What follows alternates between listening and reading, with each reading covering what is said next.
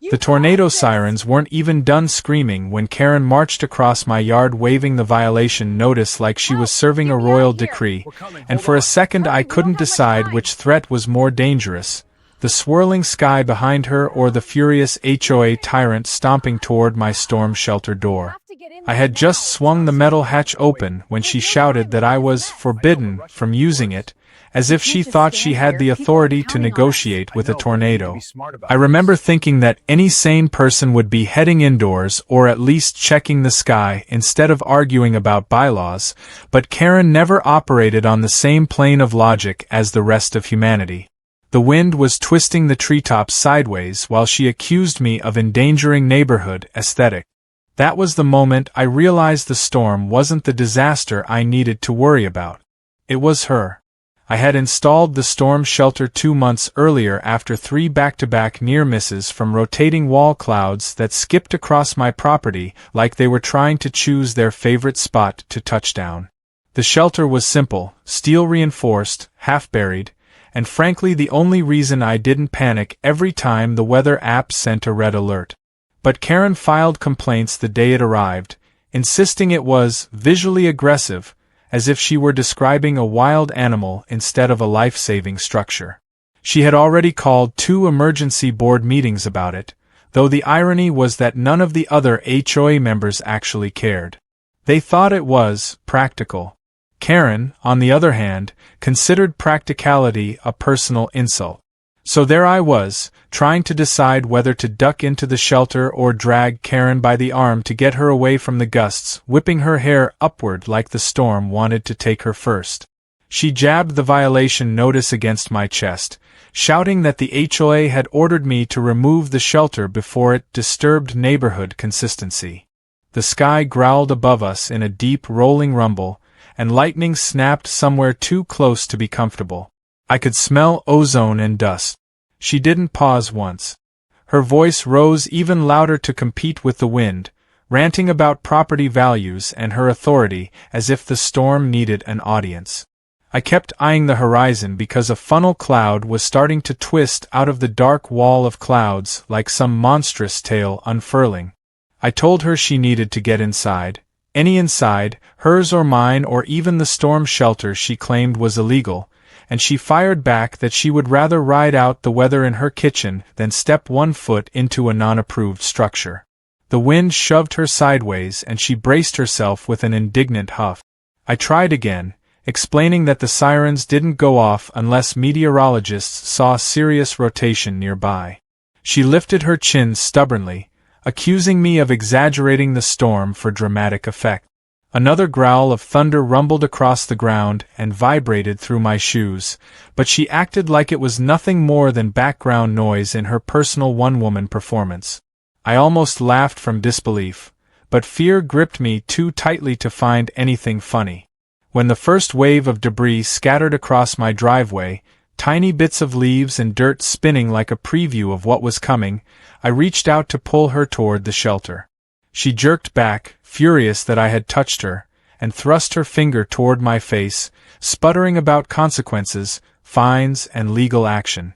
It was like arguing with a brick wall that had taken a motivational seminar on confidence. A violent gust slammed into us both, pushing me toward the shelter door and sending Karen staggering toward my flower bed. She straightened up, now even more furious, and demanded that I remove the ugly metal hole before the next HOA meeting. I wanted to scream that we might not even make it to the next HOA meeting if she didn't get inside right now. The sky shifted from bruised gray to a sickly green hue that every storm season local recognizes instantly. I felt a terror in my bones that didn't need words any more than the storm needed permission.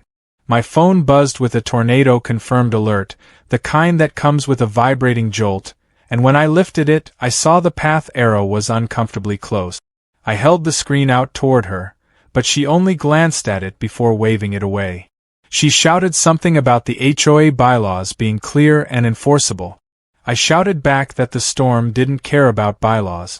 Leaves whipped between us like frantic birds, the wind shrieking higher, tugging at clothes and hair. A low, powerful roar emerged in the distance, the unmistakable mechanical-like growl of a tornado that no one ever forgets once they hear it. My stomach turned cold and hollow. I yanked the shelter door wider, forced my arm toward Karen again, demanding she get in right now. For the first time she hesitated, eyes shifting toward the horizon where a dark funnel was forming, stretching downward like a claw. But the hesitation lasted barely 2 seconds before she snapped back into her delusional certainty, claiming it would veer off like they always do. I didn't have time to argue anymore. I stepped inside the shelter, but she planted her feet like she was guarding the entrance. The roar grew louder, vibrating through the ground and the metal walls of the shelter like a living beast approaching. Karen shrieked something about not allowing me to use the shelter until the HOA had resolved my violation. She actually reached toward the door, as if she intended to shut it and trap me outside during a tornado out of pure spite. My heart slammed hard in my chest as another gust ripped across the yard and sent a lawn chair cartwheeling past us. I pushed the door open wider, forced her back a step, and yelled that I wasn't dying for her rules. She responded that she wasn't dying in my illegal bunker. The wind roared again, even louder, and the first fragments of shingles flew overhead like splintered confetti. I had no choice. I ducked inside, grabbed the door, and shouted for her once more, telling her she had 3 seconds before I sealed it. She rolled her eyes like I was being dramatic for effect. Then the roar doubled in volume, and everything in the yard bent sideways. That was the last thing I saw before I pulled the door closed and locked it from inside, heart pounding, praying she would find shelter somewhere because the tornado wasn't turning away. It was coming straight for us. And in that last split second before the latch clicked shut, I realized something chilling. The storm wasn't choosing my house. It wasn't choosing the neighborhood. It was choosing hers. Inside the shelter, the sound hit me like the world was being peeled apart outside. The metal walls vibrated with a deep rumble that climbed higher until it felt like the storm itself was breathing against the steel. I braced my hands against the bench, trying to steady myself, but the pressure changes made my ears pop hard enough to sting. For a few seconds I could only think about whether Karen had run home or whether she was still out there yelling at the wind like it was a committee she needed to dominate. Guilt stabbed through me, even though logic told me she had chosen stubbornness over survival. The darkness outside the vent slits flickered with flashes of light, and the shelter shuddered as debris slammed against the exterior like an angry fist. I kept imagining her silhouette stumbling across the yard toward her house, the one with the wide glass windows she always bragged were custom imported. The noise outside intensified until it became a roaring, swirling mass of sound so loud and relentless that it eclipsed all other thought. Dust rained down from the ceiling bolt. The air tasted metallic, thick with the strange pressure that comes when nature decides it's done tolerating human arrogance. For a brief moment I closed my eyes and wondered if I should have tried harder to pull her in, even though she had fought me at every turn. But the tornado didn't care about guilt or intentions, and the shelter shook again, jerking me back into the present as something heavy thudded above, sliding and scraping like it was being dragged by invisible claws. I crouched lower, gripping the steel floor while the whole structure vibrated. A monstrous howl tore across the yard, rising and falling like the storm was screaming through every fence, every tree, every empty space. I tried to breathe slowly, but every inhale came tight and thin. A loud metallic clatter struck the shelter hatch, and my heart nearly stopped. It was as if the wind had decided to beat a warning against my only protection. The pressure changed again, the air dropping then rising in my chest, as if the atmosphere was squeezing. I swallowed hard, trying to steady my shaking hands. The timer on my phone said only 3 minutes had passed since I locked the door. 3 minutes felt like half an hour in that roaring metal cave. Another violent jolt shook the shelter, and the vent flashed with a blinding burst of lightning that revealed swirling gray debris whipping past outside. I flinched at every unknown sound, every scraping, every thump. It was one thing to prepare for a tornado in theory. It was another thing entirely to be inside a steel box while the world above tried to tear itself apart. The roar deepened until it almost sounded like an engine, not mechanical but alive, a beast moving low across the ground. My heartbeat raced until I felt it echoing in my fingertip. Then the roar shifted direction, sliding in a way that told me the tornado's path had changed. A strange, eerie quiet settled for 2 or 3 seconds like the storm inhaled sharply. That silence terrified me more than the noise. The next blast of sound came sharper, closer, directed toward the side of the shelter where my neighbor's property sat. The image hit instantly in my mind. Karen's giant 2-story house, the one she guarded harder than her own opinions, sitting directly in the funnel's new path. I pressed my ear to the wall, not because I expected to hear words but because instinct made me search for clues in the chaos. The storm battered the earth with a new ferocity, throwing debris so hard against the shelter that the steel groaned. Another thud rattled the roof. Then a distant crash echoed through the storm, muffled but unmistakable. Something large had given way. Something structural. I gripped the bench edge, stomach twisting as images flashed through my thoughts. Her front porch ripping free. Her decorative columns snapping. That ridiculous gazebo she claimed raised property value flipping into the sky. The storm's roar drifted slightly to the right, still in the neighborhood but moving down the street. The shelter vibrated less violently, though debris still struck it in irregular bursts. I remained frozen for several minutes, counting every second in my head, waiting for some shift in tone or force that would signal the tornado had moved on. My breaths finally began to steady, though my muscles stayed tight. I didn't dare open the door. Tornadoes could loop, jump, stall, or send deadly aftermath winds even after the funnel lifted. The phone buzzed again with another emergency alert. Tornado lifted. Additional cells approaching. Remain sheltered. I waited another minute to be safe before unlatching the door. My hand hesitated on the handle because my brain wasn't ready to face the outside yet. The storm shelter had protected me, but the real damage would now be sitting above ground like the aftermath of a battle. With one slow breath, I cracked the door, and the air outside hit me like stepping into a different planet. It was cold, thick, and littered with dust and drifting insulation. My yard looked shredded. Tree limbs were scattered everywhere, my mailbox was missing entirely, and the fence was bent sideways as if someone had leaned a truck against it. A twisted piece of sheet metal lay across the grass, but it wasn't mine. The eerie quiet after the storm was almost unnatural, broken only by distant car alarms and a dog barking somewhere frantically. I stepped fully out and scanned the direction of Karen's house. My stomach to drop. Her roof was partially peeled back like a lid someone tried to open and forgot to close. A large section of siding was gone. A window had blown out completely, scattering shards across her porch. One of her garden statues lay broken in the street. But the part that made my breath hitch was the sight of her front yard. It was covered in debris I recognized immediately.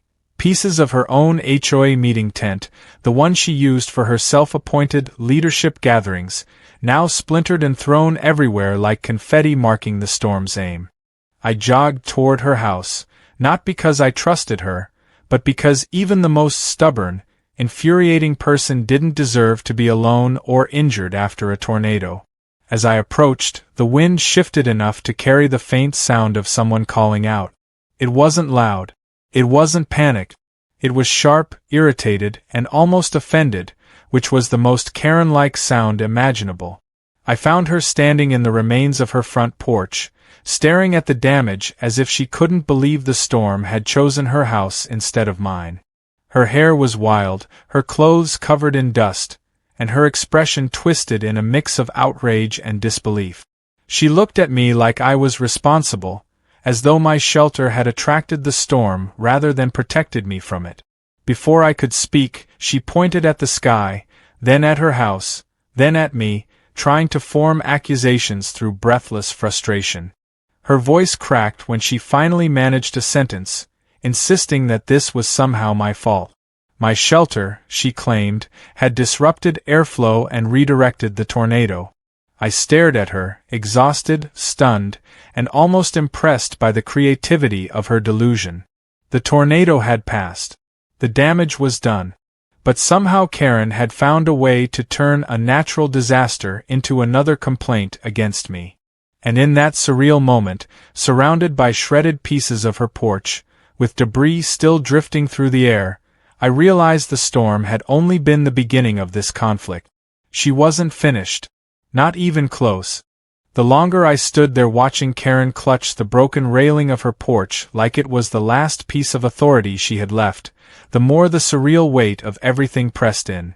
The tornado had ripped half her house apart, and yet she seemed more furious about the idea of losing control than the actual damage around her.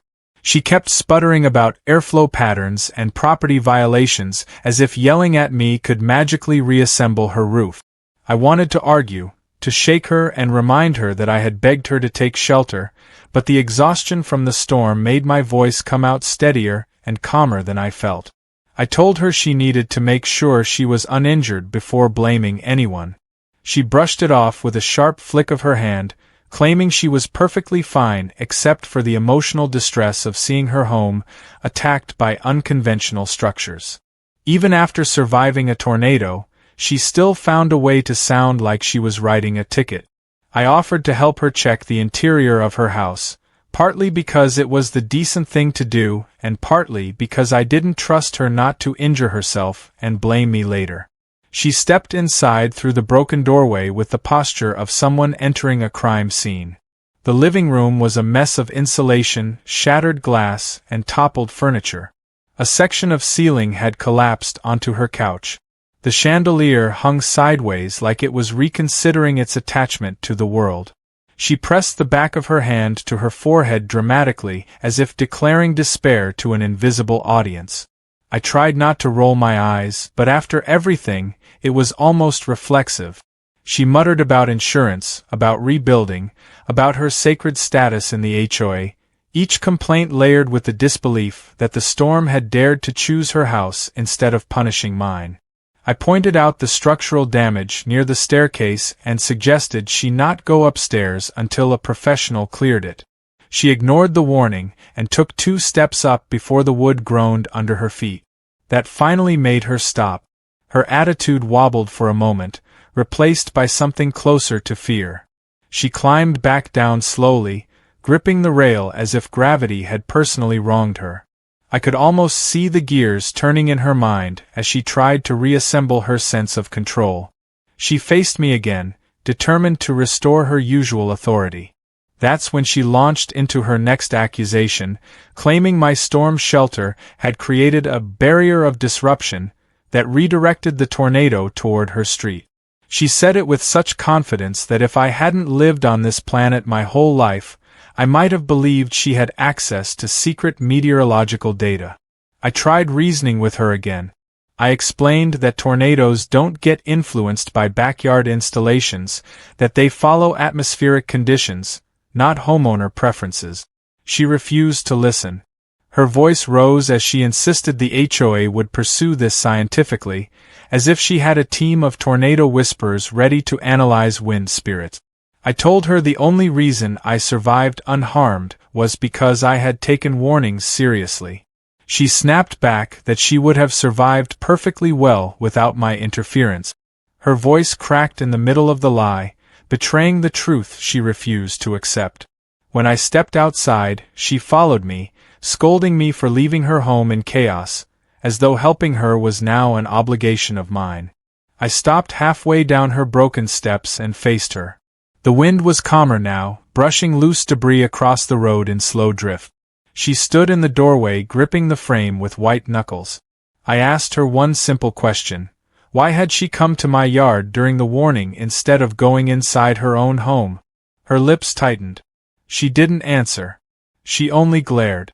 I had never seen someone get defensive about almost dying, but Karen found a way to turn survival into a competition she thought she had lost. She stormed down the steps, or at least tried to. One of the boards cracked, nearly sending her stumbling, and she froze with a gasp, looking back at the damage as if the house itself had betrayed her with poor timing. She regained her balance and marched toward me with her finger already raised. I braced myself for whatever delusional thought she planned to launch next. She announced, with absolute conviction, that she would be filing an official complaint against me for hazardous actions contributing to property destruction. I waited for her to elaborate, but apparently that was the full sentence. The silence that followed said more than her words. She was terrified but couldn't admit it, so she dressed her fear in the only language she understood: authority and blame. I turned away, ready to walk back to my place and let her cool off, but she wasn't finished. She demanded I return to help secure her yard, pointing out scattered pieces of her siding and shattered decorations as if they were sacred relics. I told her I needed to check my own property. That set her off again. She shouted that my home was perfectly fine while hers was in crisis. I didn't correct her out loud, but internally I marveled at the audacity. Even after disaster tore apart her house, she still believed the universe should revolve around her. I walked away anyway. She followed me halfway down the street before stopping when she realized her shoes were sinking into wet debris. The last thing I heard was her voice echoing down the road, insisting the HOA would make me pay for all this. The neighborhood was slowly emerging from their homes, stunned faces peering through broken windows and open door frames. Some waved to check if I was okay. Others just stared at the damage. But everyone looked toward Karen's house eventually, because it was impossible not to. Her place had taken the worst of it. I felt for the other neighbors more than I felt for her. They didn't deserve any of this. Back at my yard, I surveyed the damage again. The storm shelter stood solid and untouched, practically gleaming against the wreckage around it. My house had lost some shingles, and a tree limb had crashed into the side paneling, but nothing structural was compromised. Relief washed through me, mixing with sadness for the others who weren't as lucky. While I picked up debris, I noticed the storm had dumped chunks of Karen's roof tiles all over my grass. It was almost poetic in a bitter way. Her home had scattered itself across my property, as if even the storm wanted to make a point. As I worked, neighbors began trickling toward the street, checking on each other, sharing stories of narrowly avoided disaster. Everyone spoke in hushed voices about the moment the funnel dipped. Some had barely made it to their basements. Some had watched shingles tear off houses. A few mentioned seeing Karen outside yelling in the middle of the warning, which spread confusion through the group. No one understood why she hadn't taken cover. When they asked me, I didn't know how to answer. I wasn't sure there was a way to explain her logic without sounding like I was exaggerating. They exchanged looks, some baffled, some sympathetic toward me, because they realized dealing with her after this was going to be its own kind of storm. As more people gathered at the curb, someone suggested checking the rest of the street for deeper damage. Karen appeared again, marching toward us, covered in dust but determined to reclaim control of the neighborhood. She pointed at me in front of everyone and announced that I had caused the disaster. The crowd fell silent in disbelief. I exhaled slowly, bracing for the battle she was determined to start, because it was clear that even a tornado wasn't enough to humble her. The storm had destroyed her house, but it hadn't destroyed her need for conflict. And something told me this was only the beginning of the next fight she planned to wage. When Karen pointed at me in front of the gathering crowd, the street went so quiet it felt like the wind itself paused to listen. Her hair was tangled and half covered in insulation, her clothes wrinkled and streaked with dust, but she still carried herself like the self-appointed queen of the HOA. She announced that I was responsible for the tornado hitting her house, claiming my storm shelter had manipulated airflow and interfered with natural patterns. The neighbors stared at her, then at me, then at her again, trying to process whether she was serious. Unfortunately, Karen never jokes about the things she believes. She doubles down until the belief becomes her reality. I took a slow breath, preparing myself, because this was clearly going to turn into a spectacle whether I wanted it to or not. One of the neighbors, Mark, stepped forward and gently reminded her that tornadoes don't respond to backyard structures. She brushed him off and insisted that I had created a hazard by installing something unsanctioned. Another neighbor pointed out that the HOA rules didn't mention storm shelters at all. Karen jabbed her finger at him, accusing him of questioning her authority. It was unbelievable, watching her try to reassert control amid the wreckage of her home, as if yelling loud enough could rebuild her porch. I kept quiet because the more she talked, the more the neighbors exchanged looks of uncomfortable disbelief. Some even backed away slightly, not wanting to get caught in the verbal tornado she was whipping up. She then demanded an emergency HOA meeting right there on the sidewalk. Half the people declined instantly, explaining they had families to check on or damage to assess. But Karen wouldn't let it go. She marched straight up to me, stopping inches from my face, and demanded that I take responsibility for what had happened. It took everything in me not to snap. I told her the only thing I was responsible for was my own safety, and that she had rejected the chance to be safe in the shelter when she had it. Her eyes widened, not in realization but in outrage, as if I had personally insulted her pride. She stepped back with that theatrical gasp she used whenever she needed attention, but no one rushed to comfort her this time. People were drained. They had survived a tornado. They didn't have energy for her drama. The tension built until a patrol car rolled slowly down the street, checking for injuries. The officer stepped out and asked if everyone was all right. Karen practically sprinted toward him, throwing her hands up and declaring there had been a crime. Not a weather disaster. A crime.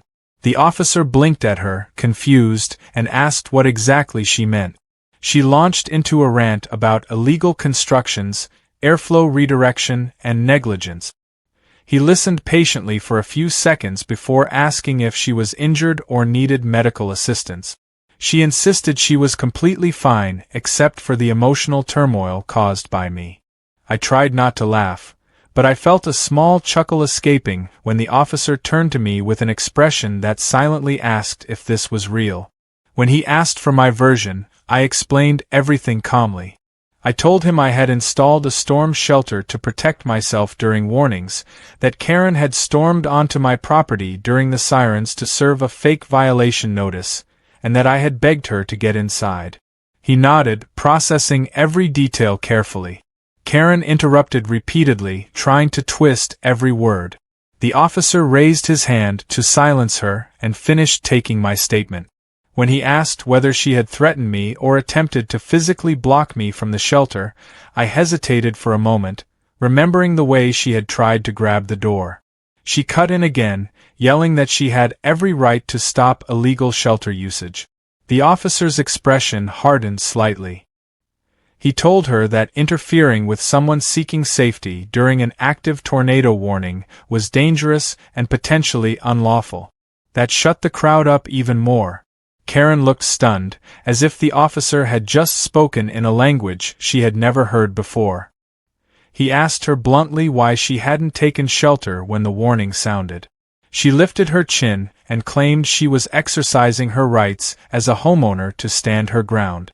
The officer blinked again, clearly unsure how to respond to such a bizarre answer. He finally just recommended she stay away from unsafe structures and let professionals assess her home. She tried to argue, but he was already walking away toward another damaged property, leaving her without the validation she had expected. As the neighbors began dispersing, Karen remained rooted in place, staring at her ruined house with a look that blended fury and humiliation. I started heading back to my yard when she suddenly declared loud enough for the whole street to hear that she would be filing formal charges against me with the HOA. No one reacted. No one supported her. Most people barely looked up. It was as if the tornado had blown away whatever influence she once imagined she had. But that didn't stop her from clinging to whatever power she thought she still held. She stomped back to her property, muttering under her breath like she was preparing for battle. I spent the next hour gathering debris, checking fence lines, and helping neighbors move fallen branches off walkways. It was strangely grounding to work side by side with people who genuinely cared about the community. Several thanked me again for trying to get everyone to take shelter. One person even said I should have dragged Karen inside for her own good, though we all knew she would have fought it like a cornered cat. The atmosphere began to shift from fear to resilience. People laughed nervously, shared stories, offered each other bottled water. Still, no matter how far I walked, I felt Karen's stare burning into me from her wrecked porch. It wasn't until later in the day that the next twist arrived. I was in my yard gathering the last pieces of debris when I heard footsteps behind me. I turned to see two HOA board members approaching, quiet, calm, nothing like Karen's dramatic entrances. They apologized for the intrusion and explained that Karen had already contacted them with a formal emergency complaint. They wanted to hear my side before responding to her claims. I walked through everything again, from her arrival at my yard to the final moments before I closed the shelter door. They listened, nodding slowly, exchanging looks that suggested none of this surprised them. Then they told me the part that did surprise me. Apparently, Karen had insisted that the HOA needed to investigate my property for dangerous construction, and she had demanded permission to enter my yard to conduct an inspection. They told her no. Not only no, but absolutely not, under no circumstances, and not even after repairs were done. As they said this, one of them sighed and admitted that Karen's behavior had grown increasingly unstable in recent months. She had filed dozens of baseless complaints, accused several neighbors of violating rules that didn't exist, and even threatened to fine the mail carrier for mailbox disrespect. Hearing that made everything click. The tornado hadn't broken her. She had already been cracking long before it arrived. The board members assured me they wouldn't take any action against my shelter. They even thanked me for installing it, saying more residents should consider doing the same. They shook my hand and went to check on other homes, leaving me standing there with a strange mix of relief and dread. Because while the HOA might have rejected her complaint, I knew Karen well enough to recognize when she was preparing for a new campaign. She wouldn't stop. She couldn't. Control was the last thing she had left now that her house was torn apart. And as the sun began to set over the battered neighborhood, casting long shadows over the ruined street, I could feel it brewing. The storm outside had passed, but the one inside Karen had only just begun. By the next morning, the neighborhood felt like it was running on a mixture of adrenaline, exhaustion, and denial. People wandered the streets carrying clipboards, phones, trash bags, anything that helped them feel in control again. Chainsaws buzzed in the distance as volunteers cleared fallen limbs. Insurance adjusters were already driving slowly through the subdivision, taking pictures from their windows. And somewhere in that uneasy calm, I knew Karen was planning her counterattack. It wasn't a question of if she would strike, but what new angle she would invent to justify it. She didn't disappoint. I had barely finished picking broken shingles off my driveway when I heard the familiar sound of her sandals slapping angrily against the pavement. I turned to see her marching straight toward me, holding a clipboard piled with papers that looked suspiciously like forms she had printed during the night. Her posture was rigid, her expression hardened into something that resembled a general rallying troops before a battle. I considered pretending not to notice her, but that would only delay the inevitable. She stopped 3 feet away, lifted the clipboard like a holy artifact, and declared she was launching an official HOA investigation into my shelter. I asked her how that was possible when the HOA board members had already spoken to me. Her jaw tightened, and she insisted she had authority to pursue independent action when the board failed to protect the community. The confidence in her voice made it clear she believed every word, even if none of it was grounded in reality. Before I could respond, she thrust one of the papers at me. It was a homemade form demanding immediate access to my property for storm shelter compliance review. I almost laughed. It wasn't even formatted like a real document. No signatures, no dates, just a series of accusations typed in bold letters. I gave it back to her and said I wasn't signing anything. Her lips thinned into a straight line. She told me refusal would be logged as an admission of guilt. I asked her what exactly she thought I was guilty of. She launched into a speech about community harmony, aesthetic disruption, architectural imbalance, and airflow redirection. By the time she reached the part about storm shelter interference pathways, a small group of neighbors had started gathering behind her, listening in disbelief. One of them, a quiet woman named Denise, stepped forward gently and asked Karen if she was okay. The question wasn't sarcastic. It was genuinely concerned. Karen ignored her entirely and continued her speech as if addressing a crowd of reporters. She insisted the tornado had been influenced by my shelter's location, repeating the phrase so confidently it almost seemed rehearsed. She concluded by saying she would not allow my structure to remain because it posed an ongoing threat. Denise raised her hand again and calmly pointed out that storm shelters save lives. Karen's response was immediate and chilling. She accused Denise of spreading misinformation. The tension grew until finally someone suggested calling another board member over. That was when Karen snapped. She spun around, glaring at the neighbors like they were traitors. She began accusing them of siding with danger, negligence, and disregard for community values. The anger in her voice wasn't the petty kind she usually displayed. It was deeper, fueled by fear she refused to acknowledge. I realized then that the tornado had shaken her more profoundly than she wanted anyone to see. Her obsession with my shelter wasn't just about control anymore.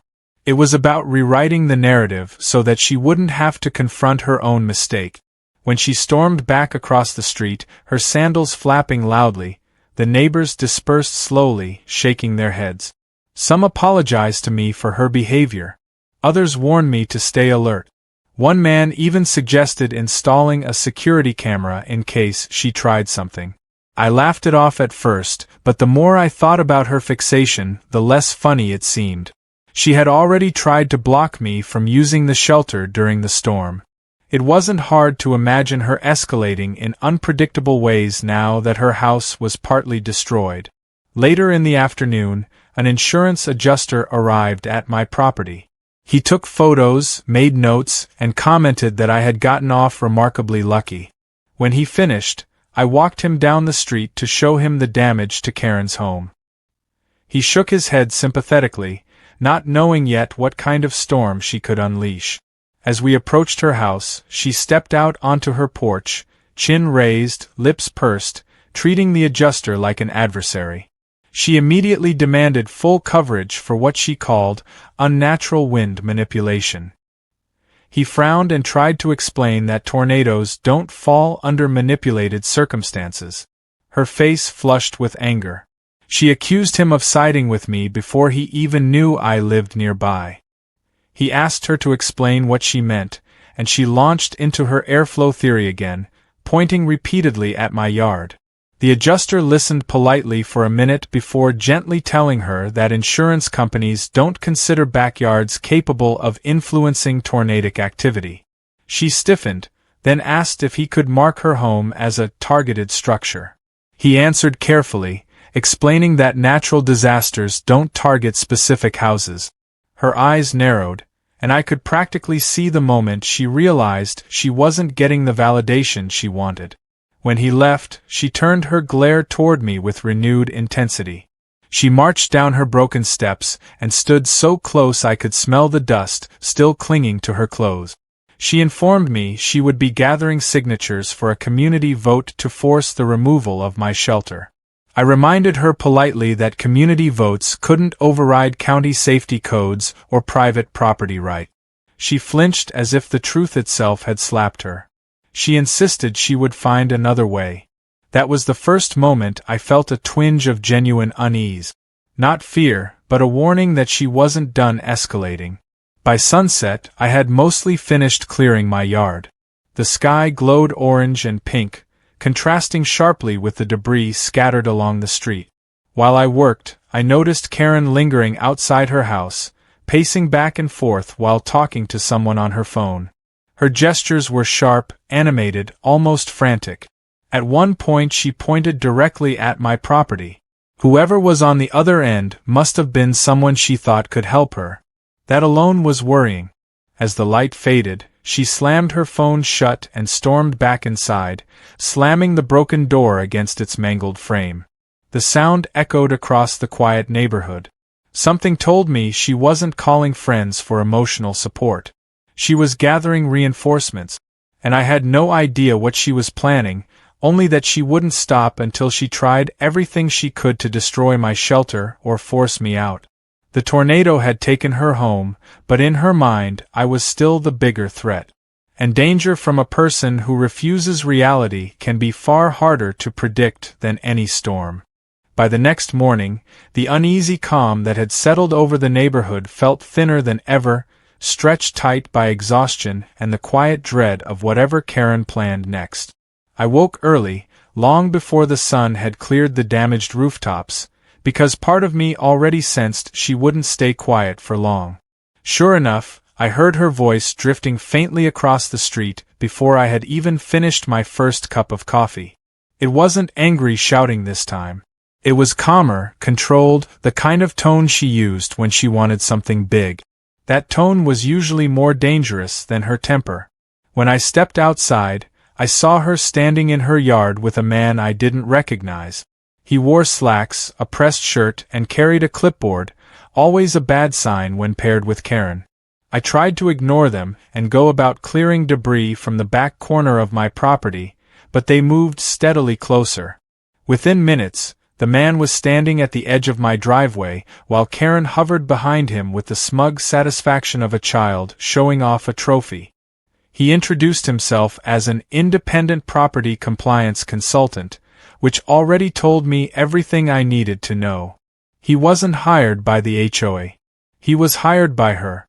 He began asking questions about my storm shelter. Installation date, permits, depth, materials, anchoring methods. I answered politely because I had nothing to hide, but the real issue was Karen lurking behind him, nodding eagerly at every detail as if gathering ammunition. I asked him directly if he had been authorized by the HOA board. He hesitated, glancing at Karen, and the hesitation was answer enough. I reminded him he had no legal authority to inspect private property without permission, and he adjusted his glasses as if trying to figure out how to salvage the situation while Karen shot me a triumphant smirk. When I denied him access, she stepped forward and announced that refusal confirmed my shelter was a danger to the community. I told her again that she had no jurisdiction over my yard. She responded by telling the consultant to document my resistance. He scribbled something down, clearly regretting accepting whatever job she promised him. They eventually left, with Karen announcing she would be escalating the matter to the highest level available. She didn't specify what that meant, but knowing her, it probably involved calling people who were far too polite to hang up on her. The moment they were out of sight, I walked straight to my garage and installed the outdoor security camera my neighbor had offered. I wasn't taking risks anymore. Karen's behavior had crossed a line days ago. Now she was sprinting past the line and dragging random professionals into her personal vendetta. The camera clicked softly as it calibrated, its little indicator light glowing faintly. For the first time since the storm, I felt like I had even ground to stand on. By mid-morning, several neighbors wandered over, curious about why a stranger had been inspecting my driveway. When I explained, their expressions shifted from amusement to concern. Denise shook her head and said she'd never seen anyone unravel so quickly after a storm. Others muttered about organizing a board meeting to address her behavior before she caused more trouble. The solidarity helped, but I still felt that uneasy weight in my chest. Karen wasn't the type to back down when challenged. She doubled down. Every time. And now her house was half ruined, her pride damaged, and her fixation locked entirely on me.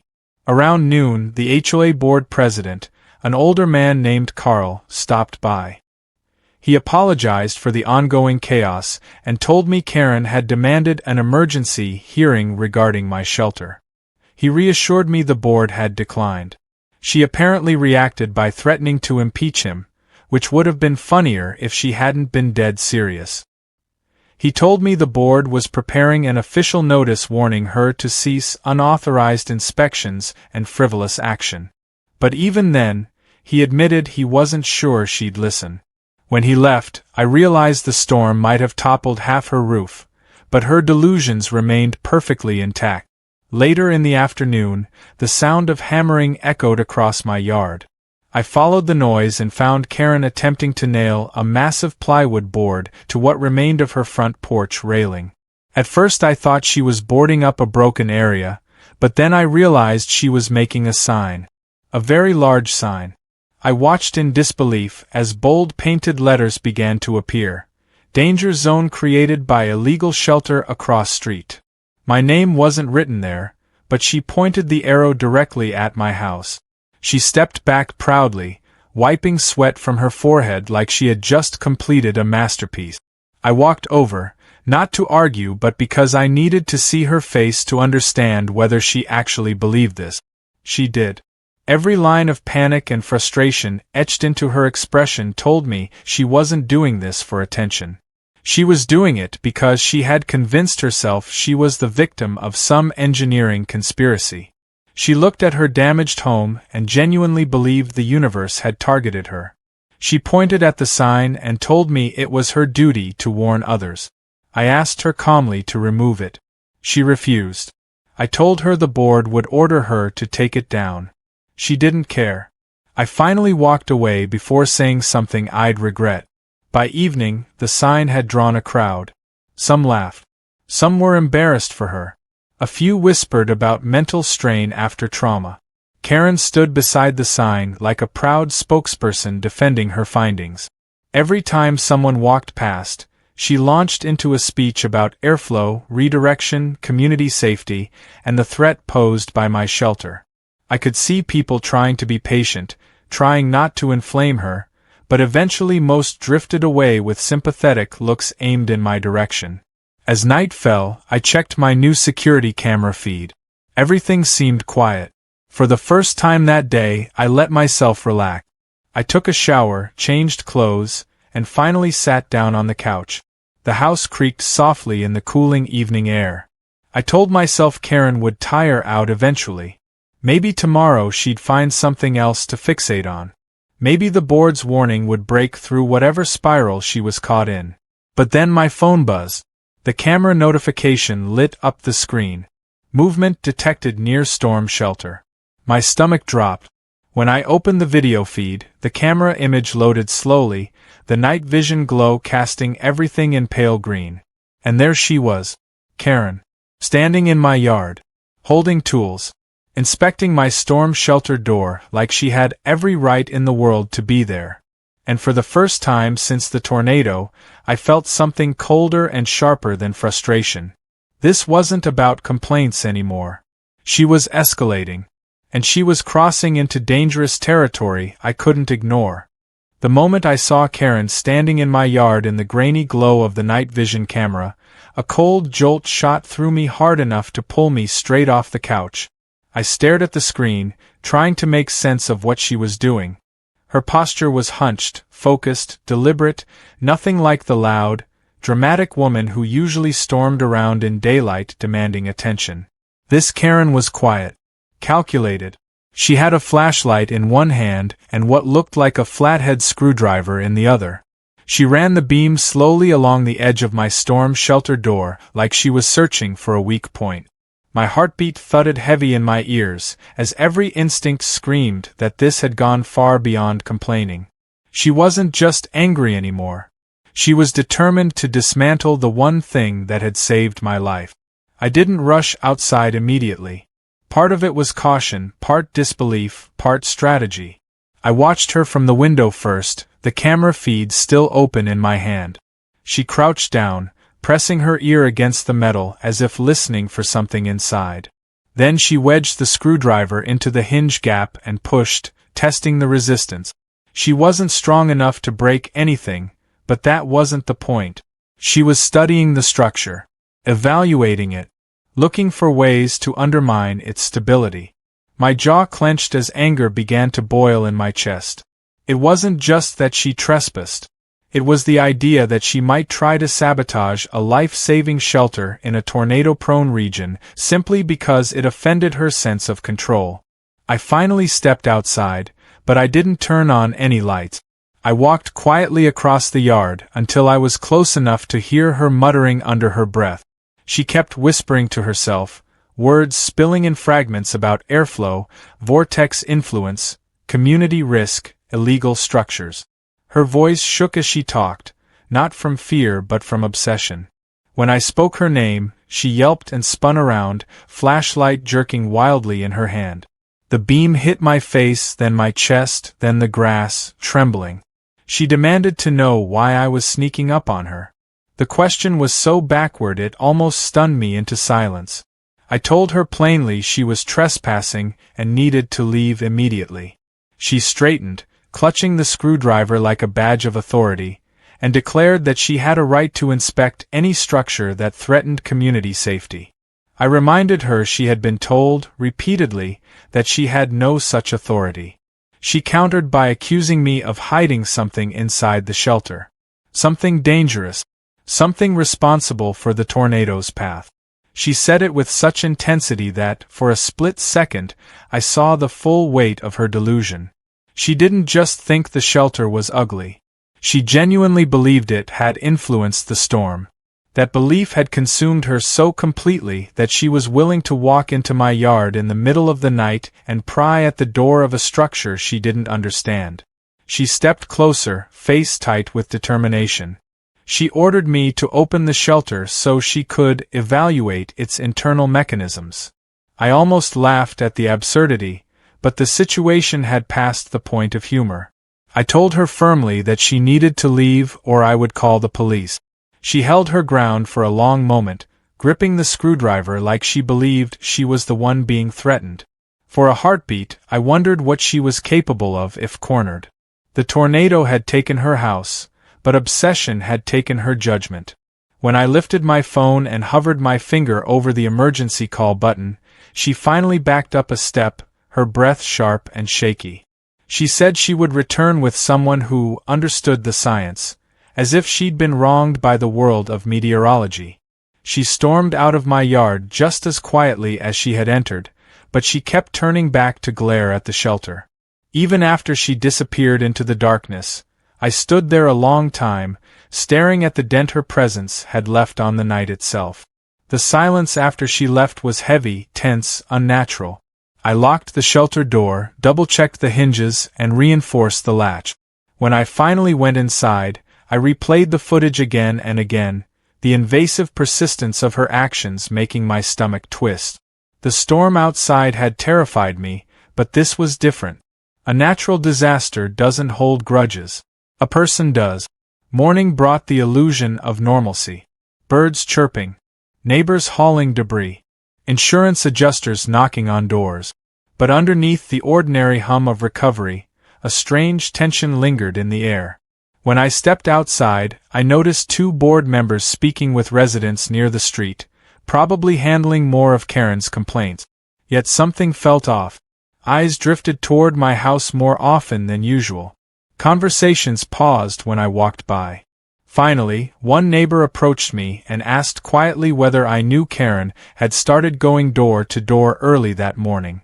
I didn't, but I wasn't surprised. According to the neighbor, Karen was gathering signatures for a petition demanding my storm shelter be removed. She was telling everyone my structure had not only influenced the tornado but also posed an ongoing risk to the entire neighborhood. Her story had evolved overnight.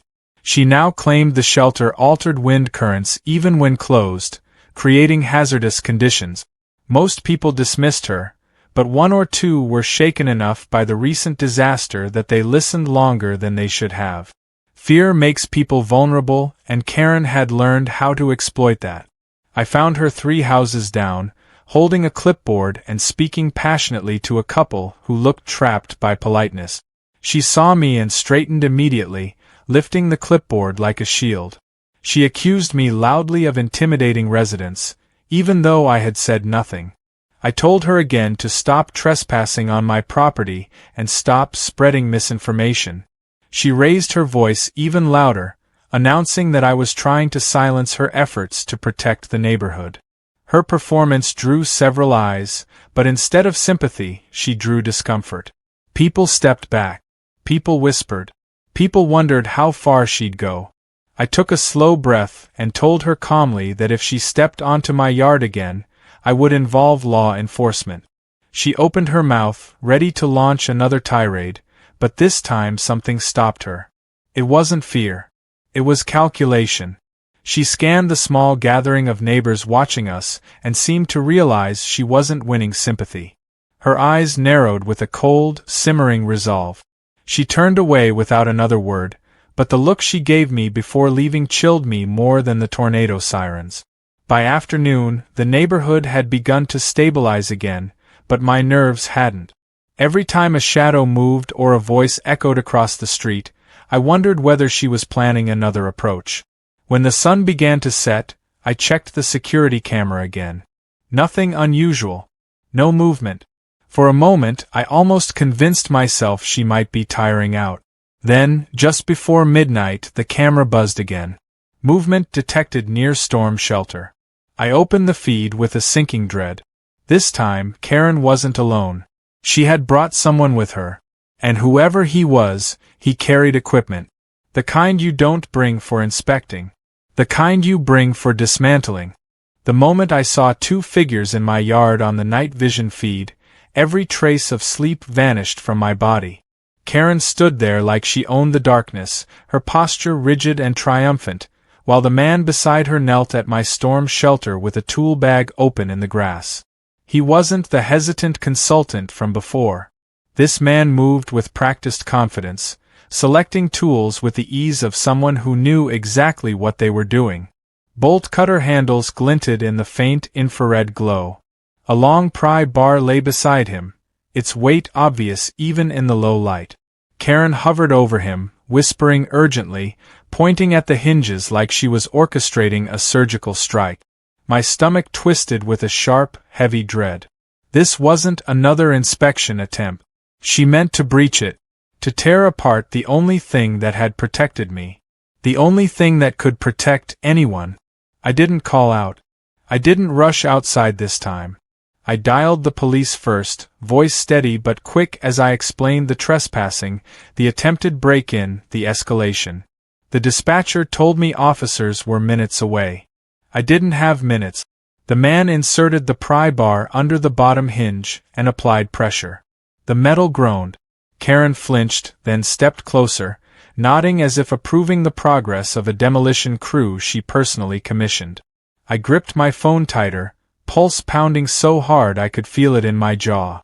Watching someone try to break into your storm shelter feels strangely personal, like seeing someone claw at your front door while you're still inside.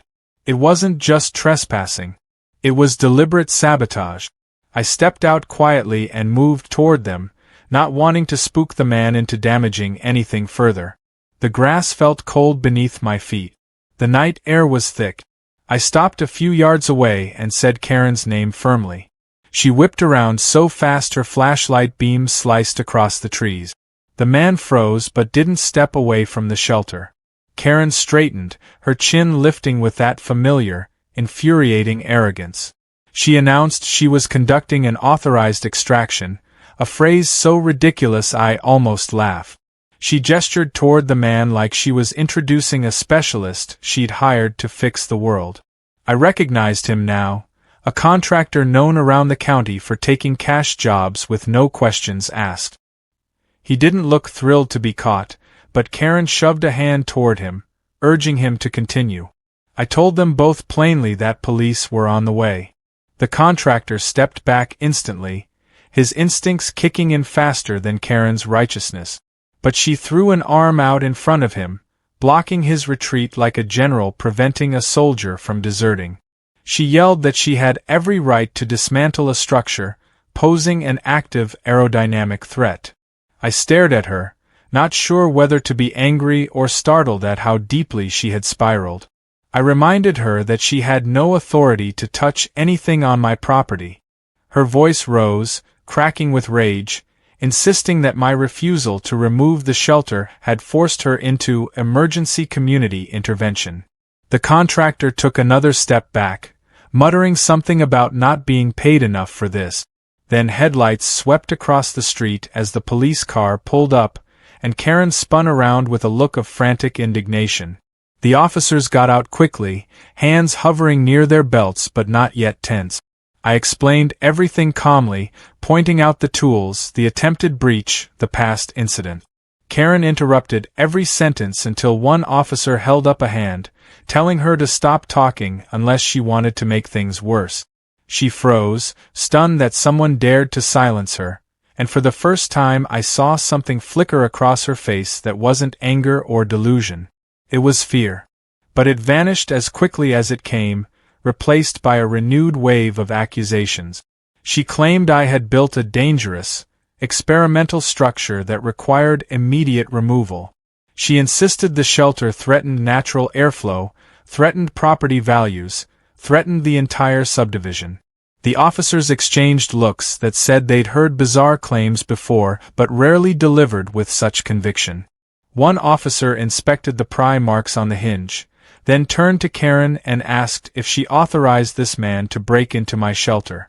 She answered proudly that she had authorized a necessary operation. That was all they needed. The officers told the contractor to stay where he was and informed Karen she was being detained pending further investigation. She erupted instantly, her voice spiraling into shrill disbelief as she demanded to know how they could arrest the victim. The officer calmly clarified she was not the victim here. When they handcuffed her, she didn't resist physically, but the verbal storm she unleashed was almost as loud as the tornado had been. She accused me of conspiring with meteorologists, manipulating natural forces, endangering lives, and orchestrating her downfall. The contractor didn't wait for instructions. He sat on the curb with his hands raised, eyes wide, clearly regretting every decision that had brought him to my yard. The officers escorted Karen to the patrol car. She twisted around once more, eyes burning through the darkness, and shouted that this wasn't over. But her voice cracked at the end, a splinter of something raw breaking through the layers of denial. After they drove off with her, the neighborhood slowly woke to the commotion. Porch lights flicked on. Doors opened. People gathered quietly, speaking in low voices as I explained what had happened. Some shook their heads in disbelief. Others weren't surprised at all. One neighbor put a hand on my shoulder and said she was sorry it had come to this, but that maybe now Karen would finally get help instead of more reasons to lash out. I wasn't sure whether help was something Karen would ever accept, but I nodded anyway. By sunrise, the contractor had been issued a citation and released. The officers told me they'd add extra patrols to the area until things settled. I thanked them, though it didn't erase the unease sitting at the back of my mind. Karen had been taken away, but her obsession had deep root. Still, for the first time in days, the air felt lighter. The sky was clear. The storm shelter door stood solid and unbroken, a quiet reminder that preparation saves lives even when human chaos tries to tear it apart. As morning light spread over the battered neighborhood, people stepped outside with coffee mugs and tired smiles, ready to rebuild. I looked across the street at Karen's damaged house, quiet and still, and wondered how long she'd be gone. Maybe days. Maybe longer. The tornado had taken her roof, but the consequences of her choices had taken something far more important: her unchecked authority, her imagined power, her ability to terrorize the neighborhood without consequences. In the end, the storm hadn't been her downfall. She had always been her own tornado. And this time, she was the one caught in the path she tried so hard to redirect.